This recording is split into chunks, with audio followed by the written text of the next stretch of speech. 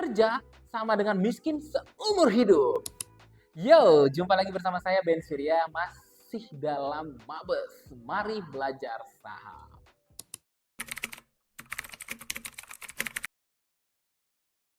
Di episode sebelumnya kita sudah bahas nih, orang miskin hanya sibuk bekerja untuk uang dan orang kaya sibuk membuat uang bekerja untuk dirinya.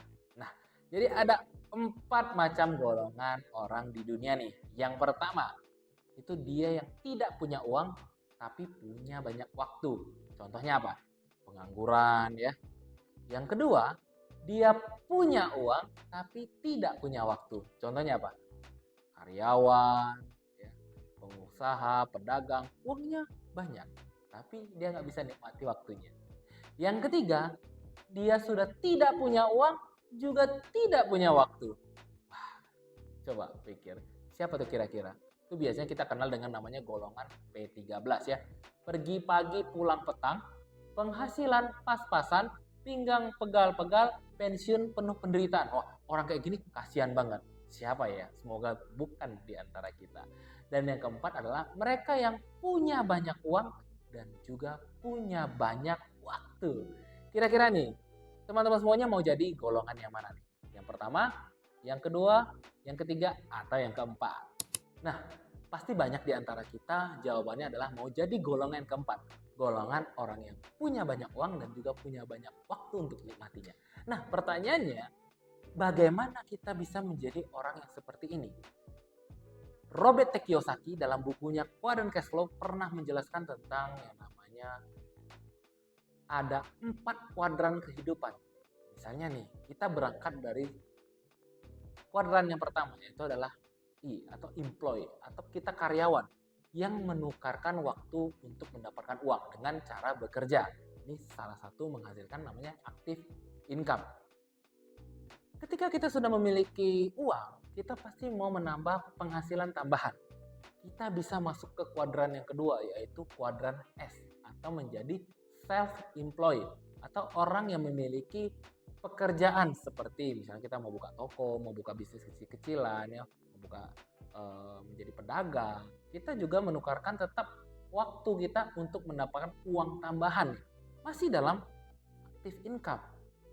Selanjutnya kita harus mengubah active income ini ketika waktu kita nggak bekerja, kita tetap menghasilkan uang. Gimana caranya? Kita masuk ke kuadran yang ketiga, yaitu adalah B atau business owner. Setelah kita memiliki usaha tadi ya, kita harus membangun yang namanya sistem. Sehingga apa? Kita bisa mempekerjakan orang-orang lain ya. Kita membuat employee baru ini bekerja sama dengan kita untuk menghasilkan uang yang lebih banyak. Ini sudah masuk ke fase menghasilkan passive income. Jadi bisnis Anda ketika Anda tinggalin pun, ketika Anda tidur pun tetap menghasilkan uang. Selanjutnya, uang-uang yang kita dapat ini dikemanakan untuk tetap menghasilkan passive income yang lebih besar. Kita masuk ke kuadran yang keempat, yaitu adalah I atau investor ya. Jadi uang-uang yang kita sudah dapat dari active income, kemudian kita dapat dari passive income, ini diinvestasikan lagi. Kita menggunakan faktor kali uang dengan cara apa? Menginvestasikan uang kita. Banyak caranya ya. Kemarin kita sudah bahas di episode sebelumnya. Bisa aja kita taruh di surat berharga, bisa aja kita taruh di dalam properti, atau kita bisa taruh ke dalam bentuk investasi lainnya yang bisa menumbuh kalikan uang yang kita dapatkan. Nah, banyak yang bertanya nih, kalau saya belum bisa menghasilkan active income, saya belum bisa menghasilkan passive income, boleh nggak sih saya mulai investasi dulu? Boleh nggak sih saya mulai dari menjadi seorang investor dulu? Jawabannya adalah boleh-boleh aja. Tapi ingat, tetap ya, urutannya kita harus tetap menghasilkan uang dulu. Punya dulu uang ya, supaya kita bisa apa? Membayar pengeluaran-pengeluaran, baru uangnya itu kita investasikan agar tetap bertumbuh saat kita tidur. Jadi adalah investor for everyone is right. Setiap orang punya kesempatan yang sama untuk mulai investasi sedini mungkin dan sekarang juga. Kenapa? Investasi itu kan nggak tunggu uang kita banyak dulu. Nggak tunggu uang kita besar dulu. Nggak tunggu kita sudah jadi seorang business owner yang sukses, seorang self-employed yang sudah mentereng karirnya, atau menjadi karyawan teladan dulu. Enggak.